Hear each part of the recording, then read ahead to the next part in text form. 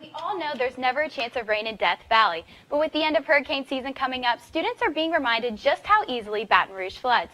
Professor Jill Trepanier is a hurricane hunter who has the latest on what our forecast will look like in the upcoming weeks. The concern over will Baton Rouge flood again? Yes, it will. There's no question about that. August 2018 marks the 2-year anniversary of the 2016 Baton Rouge flood, and also makes 1 year since Hurricane Harvey hit southeast Texas.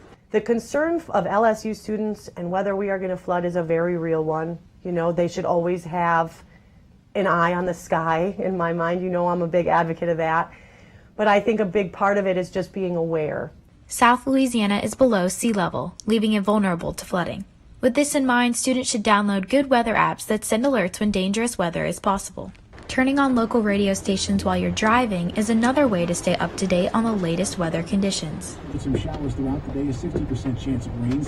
Rain boots and a nice umbrella will get you a long way. I think Tropical Storm Gordon is going to do some pretty good damage to Alabama and Mississippi. All of I-90 is going to be underwater in about 24 hours.